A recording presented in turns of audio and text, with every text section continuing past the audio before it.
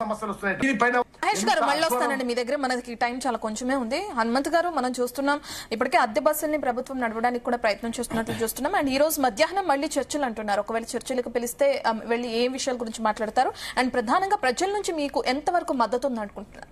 ఖచ్చితంగా ప్రజలు మాకు మద్దతు ఇస్తారు. గతంలో 55 రోజులు సమ్మె చేసినప్పుడు కూడా మద్దతు ఇచ్చారు, ఇప్పుడు కూడా ఇస్తారు. ఎందుకు ఇస్తారు అంటే కష్టపడుతున్నది ఆర్టీసీ ఉద్యోగులు. ఇప్పుడు ఒక నిలబడి ఒక 12 గంటలు 14 గంటలు నిలబడి కండక్టర్ ఉంటారు. ఇప్పుడు మహిళ అయినా అంతే, జెంట్స్ అయినా అంతే. అంటే దాదాపు 10, 12, 14 గంటల వరకు నిలబడి పనిచేస్తున్న వాళ్ళకు కూడా అంటే అసలు వాళ్ళ పరిస్థితి ఏంటంటే ఒక 5 నిమిషాలు రెస్ట్ తీసుకునే పరిస్థితి లేదు. ఇంత పనిచేస్తున్న వాళ్ళు వారి యొక్క సమస్యలు పరిష్కరించాలని మరి మేనిఫెస్టోలో పెట్టినవి అడుగుతున్నాం. కాబట్టి మేము తప్పకుండా ఆ యొక్క ప్రజలందరూ కూడా మాకు సహకరించాలి. ప్రజలకు కూడా విజ్ఞప్తి చేస్తాను, మాకు మీరందరూ కూడా మద్దతు తెలియజేసి మా యొక్క సమస్యల పరిష్కారంలో మీరు భాగం కావాలని కోరుతా ఉన్నాం. మధ్యాహ్నం చర్చలకు పిలిస్తే వెళ్తారు. ఇప్పుడు చర్చలు పిలిస్తే ఎప్పుడైనా మేము వెళ్ళడానికి సిద్ధంగా ఉన్నాం, కానీ అక్కడ పరిష్కార మార్గం ఉండాలి. పరిష్కార మార్గం లేదు. ఇప్పుడు నిన్న 4 గంటలు చర్చలు జరిగింది. 4 గంటలలో మేము చెప్పింది మొత్తం విన్నారు. లాస్ట్ కు మేము కమిటీ ఉంది, దాంట్లో 4 వారాలు టైం ఇట్టి తర్వాత చూస్తామని అంటారు. అంటే రవాణా శాఖ మంత్రి గారు గాని ముఖ్యమంత్రి గారు గాని దీని మీద దృష్టి పెడితే ఒక్క 5 నిమిషాల్లో ఈ సమస్యలన్నీ పరిష్కారం అవుతుంది. అయితే ముఖ్యమంత్రి గారి దగ్గరికి మరి ఎందుకు తప్పుడు నివేదికలు ఇస్తున్నావు, లేకపోతే రవాణా శాఖ మంత్రి గారు ఎందుకు ముఖ్యమంత్రి గారితో పూర్తిగా చెప్పలేకపోతున్నావు మాకు అర్థం కావట్లేదు. ఎందుకంటే ఇన్ని ఇబ్బందులు ఉన్నాయి. ఇప్పుడు కాంట్రాక్ట్ విధానం తీసుకొచ్చారు, ఎలక్ట్రికల్ బస్సులు ఏమున్నాయి, ఆర్టీసీ కొనాలి. ఏం ప్రభుత్వం అనుకుంటే ఇప్పుడు ఆర్టీసీ కొనుక్కుంటే ఆర్టీసీ ఉద్యోగులు ఉంటారు కదా, ఎంప్లాయ్మెంట్ పెరుగుతుంది, ప్రజలకు కూడా మంచి మెరుగైనటువంటి రవాణా సదుపాయం ఏర్పడుతుంది. మరి ముఖ్యమంత్రి గారు దీని మీద దృష్టి పెట్టాలి కదా. ఎవడో వేరే కంపెనీకి ఈ డబ్బులన్నీ తీసుకుపోయి వానికి ఇచ్చి వానితోడు కొనిపించి నెలకు కిలోమీటర్ 70 రూపాయల పైన ఇప్పుడు డబ్బులు ఇవ్వాలి. ఎంత ఇప్పుడు వస్తే 50 రూపాయలు కూడా వస్తలేదు. వాళ్ళకు ఆర్టీసీ ఎక్కువ ఇవ్వాలి. అంటే 15% ఏదైతే ఉందో వాళ్ళకు మహిళలకు ఇచ్చే బస్సులు ఏదైతే ఉందో 15% ఇంట్రెస్ట్. మాకు ఆర్టీసీ కొంటే 5%, 4% కి ఎన్నిక రెడీ ఉన్నారు. మరి అటువంటి పరిస్థితుల్లో మనమే కొంటే ఆర్టీసీకి ఆదాయం లాభం కదా.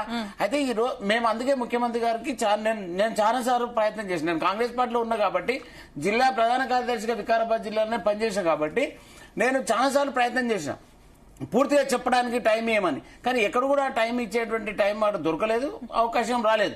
కానీ ఈ రోజు సమ్మె జరుగుతుంది కాబట్టి ఇప్పుడైనా గుర్తించాల్సిన అవసరం ఉంది. ముఖ్యమంత్రి ప్రభుత్వ నిర్లక్ష్యం వల్లే మీరు సమ్మెకి దిగేంత పరిస్థితి వచ్చింది. అంతే కదా, మేము కూడా మేము మొన్న జేఏసీ సమ్మెలోకి వెళ్ళాం.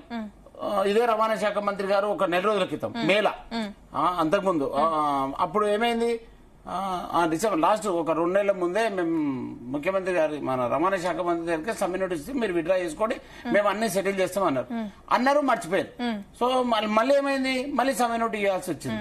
మరి సమ్మె నోటీస్ ఇచ్చిన తర్వాత ఇప్పుడు మళ్ళా రోడ్ మీదకి వచ్చే పరిస్థితి. సమ్మె అయితే స్టార్ట్ చేశారు, స్టార్ట్ అయిపోయింది. నెక్స్ట్ ఏంటి మీ స్టెప్ ఏంటి? దీనికి పుల్ స్టాప్ ఎక్కడ అంటారు? పుల్ స్టాప్ అంటే మా చేతులు లేదు, ముఖ్యమంత్రి గారి చేతుల్లో ఉంది, రవాణా శాఖ మంత్రి గారి చేతులు ఉంది, ఎంపీ గారి చేతులు ఉంది. వాళ్ళు సమస్యలు పరిష్కరిస్తే సమ్మె ఎందుకు చేస్తాం?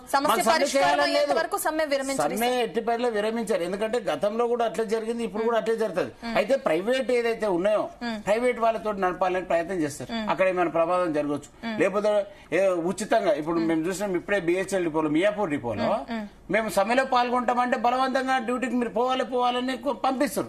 ఏం చేస్తారు, పోయి తీసుకొస్తారు, ఆ టైంకి వచ్చి క్లోజ్ చేసేస్తారు.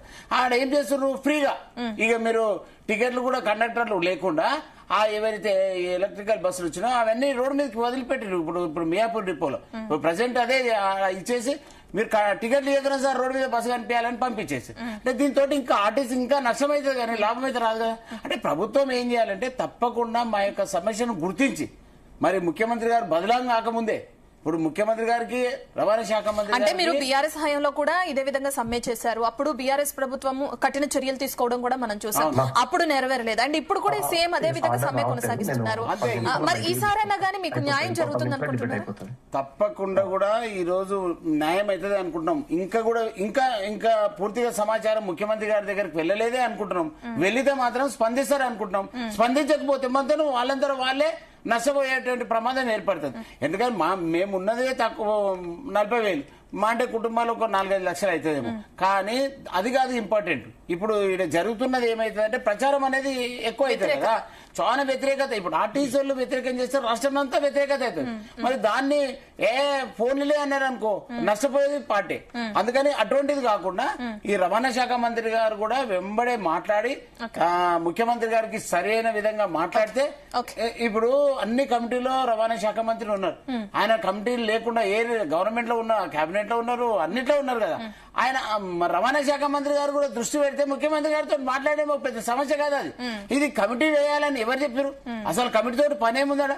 అసలు కమిటీతోటి ఒక పైసా పని లేదడ. ఏమున్నా ఆర్టీసీ మేనేజ్మెంట్ కు అన్ని తెలుస్తాయి. అంటే ఆడ ఉన్నటువంటి ఈడీలకు గానీ, ఆర్ఎంలకు గానీ, డివిఎంలకు గానీ ఇవన్నీ సమస్యలు తెలుస్తాయి. వాళ్ళు కమిటీలో లేరు. ఇప్పుడు ఎవరు ఉన్నారు కమిటీలో? ఐఏఎస్ కమిటీలు ఉన్నారు. ఆర్టీసీకి సంబంధించిన వాళ్ళు ఎండీ కూడా కొత్తగా వచ్చిన నాగిరెడ్డి గారు. ఇప్పుడు ఈ సమస్యల గురించి పూర్తిగా తెలియదు కదా, కానీ వినడం మాత్రం మంచిగానే ఉన్నారు. అన్ని మాత్రం బాగా విన్నారు, లేదన్నట్టు మాట్లాడుతున్నారు. అంటే అర్థం ఏంటంటే పోస్ట్ పోన్ చేసే విధంగానే కమిటీ పెట్టింది తప్ప మా సమస్యలు పరిష్కరించడానికి మాత్రం కమిటీ పెట్టలేదు. అందుకని ముఖ్యమంత్రి గారికి విజ్ఞప్తి చేస్తా ఉన్నాం, మీరు ప్రిస్టేజ్ గా పోవద్దు. ప్రిస్టేజ్ గా గవర్నమెంట్ పోయిందంటే గవర్నమెంట్ ప్రిస్టేజ్ గా పోవద్దు. దీని నిజమా సమస్య కాదా? సమస్య లేదంటే లేదని చెప్పండి. మీరు మేనిఫెస్టోలో పెట్టలేదు సమస్యలని అనండి, ఓకే అంటారు. 2 సార్లు మేనిఫెస్టోలో పెట్టినాక కూడా ఇప్పుడు కూడా ఇవ్వకపోతే అప్పుడు ప్రభుత్వం రాలేదని ఊరుకున్నాం. ప్రభుత్వం వచ్చి 2.5 సంవత్సరాలు అవుతుంది. ఇప్పుడు కూడా ఇవ్వకపోతే ఆర్టీసీలో ఉన్నటువంటి కండక్టర్లు కానీ, డ్రైవర్లు కానీ, మెకానిక్లు కానీ, సూపర్వైజర్ కానీ, ఆఫీస్ సిబ్బంది కానీ, సెక్యూరిటీ సిబ్బంది కానీ, హాస్పిటల్ సిబ్బంది కానీ, ఇప్పుడు హాస్పిటల్ ఉంది తార్నాక హాస్పిటల్. తార్నాక హాస్పిటల్లో తల్లిదండ్రులకు గాంధీ ఉస్మానియాకు పంపిస్తారు. గాంధీ వాళ్ళు పంపేది ఎవరే డైరెక్ట్ మేము పోయేటువంటి పరిస్థితి. అంటే మేము ఇంత పని చేస్తున్నప్పుడు కూడా ఆడ ఆసుపత్రిలో కూడా వేరే సూపర్ స్పెషాలిటీకి పంపించాలి. ఇప్పుడు మీరు ఇప్పుడు మామూలుగా వైట్ రేషన్ కార్డు ఉన్న వాళ్ళకు గవర్నమెంటే మరి ఆరోగ్యశ్రీ పేరు మీద అన్ని హాస్పిటల్ పంపిస్తుంది. అంటే ఆర్టీసీలకు ఎందుకు పంపించట్లేదు? ఓకే హనుమంత్ గారు, రైట్. సతీష్ గారు, ఇప్పుడు మేనిఫెస్టోలో ఇచ్చిన హామీలనే మేము అడుగుతున్నామని హనుమంత్ గారు క్లియర్ గా అంటున్నారు. ఏంటి మీ సమాధానం? మేము ఏమంటున్నాం అంటే మా హనుమంత్ గారికి ఒకటి గుర్తు చేస్తా ఉన్నాం. ఎందుకనంటే గత ప్రభుత్వము ఎన్ని పెండింగ్స్ పెట్టి ఏమేం చేసిందో కానీ ఈ ప్రభుత్వం ఇచ్చింది చెప్పకపోవడం అనేది చాలా శోచనీయాంశం. ఎందుకనంటే పాటు ఆర్టీసీ ఎంప్లాయీస్ కి బాండ్స్ రూపంలో వారికి ఆత్మవిశ్వాసం కల్పించడానికి ప్రజా ప్రభుత్వం సాయం చేసిందా లేదా? గతంలో పెండింగ్ లో ఉన్న 800 కోట్లు క్లియర్ చేసిందా లేదా?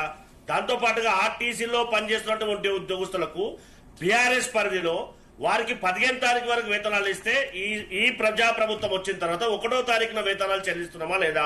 దాంతో పాటు ఏమంటున్నామంటే మా కన్సర్న్ ఉంది కాబట్టి, మా గౌరవ ట్రాన్స్పోర్ట్ మినిస్టర్ గాని, గౌరవ ముఖ్యమంత్రి గారు గాని కన్సర్న్ ఉంది కాబట్టి మీతో మాట్లాడుతున్నాం, ఖచ్చితంగా సమస్యను పరిష్కరిస్తాం.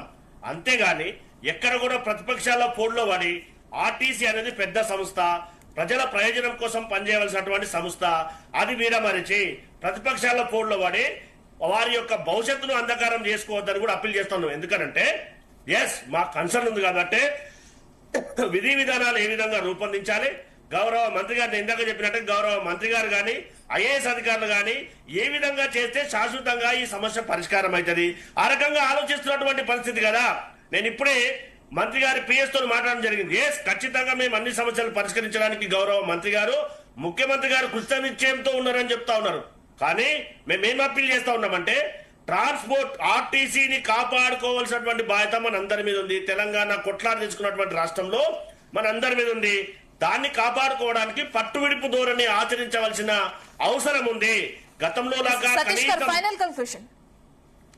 లాగా కనీసం సంఘాలను గౌరవించిన వాళ్ళు ఇప్పుడు వాళ్ళు మాట్లాడితే దయ్యాలు వేదాలు వలించినట్టు ఉంటుందా కాదా?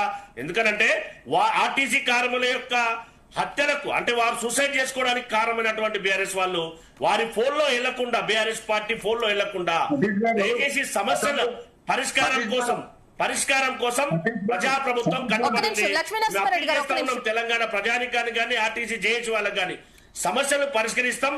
ఖచ్చితంగా సహకరించండి. ఒకటొక్కటిగా మీ సమస్యలను పరిష్కరించడం ప్రజా ప్రభుత్వం అందున్నటువంటి దయచేసి ఆలోచన చేసి నిర్ణయం తీసుకోవాలని చెప్పి కూడా ప్రజా ప్రభుత్వం తరఫున అప్పీల్ చేస్తాం. లక్ష్మీనరసింహారెడ్డి గారు, ఫైనల్ కంక్లూషన్ అండి.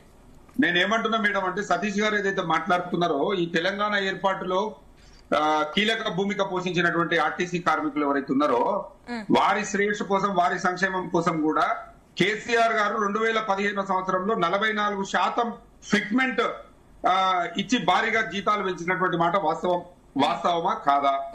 అదే విధంగా నో వర్క్ నో పే ఏదైతే విధానం ఉన్నదో 52 రోజుల పాటు సమ్మె చేస్తే 52 రోజుల పాటు కూడా 100% జీతాలు చెల్లించి 250 కోట్ల రూపాయల అదనపు భారాన్ని తెలంగాణ ప్రభుత్వం కేసీఆర్ గారు మోసిర్రా లేదా? వీళ్లకు డిఏలను పెంచిర్రా లేదా? ఆర్థిక పరిస్థితికి అనుగుణంగా గారు 52 రోజులు ధర్నా చేస్తే ఎంతమంది ఆర్టీసీ కార్మికులు చనిపోయారు ఒకసారి సమాధానం చెప్పాలి మా మిత్రులు. మీరు మాట్లాడినప్పుడు నేను మాట్లాడలేదు. No, no, I'm ఆర్థిక appealing. పరిస్థితికి అనుగుణంగా I'm not interrupting, brother, please. అనుగుణంగా డిఏలను పెంచినటువంటి మాట వాస్తవం కాదా? కోవిడ్ లాంటి క్లిష్ట పరిస్థితులలో ఎంత ఆర్థికపరమైనటువంటి ఇబ్బందులు ఉన్నా గానీ ఆర్టీసీ కార్మికులు ఇబ్బంది పడొద్దని వాళ్ళ జీతాలు 100% ఇచ్చింది వాస్తవం కాదా? కారుణ్య